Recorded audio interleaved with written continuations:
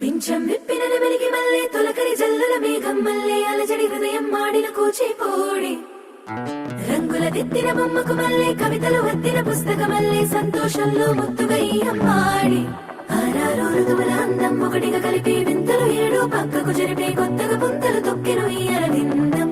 అమ్మమ్మో తాండవమాడే కృష్ణుడి నుండి వేణువ గానం తీయగ పండి రాధకు ప్రాణం ముప్పొంగే ఆనందం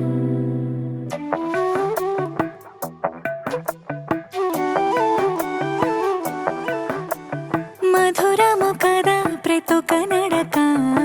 నీతో కలిసేలా తరగని కథ మనదే కనుక మనసు మురిసినిలా ఉసురేమో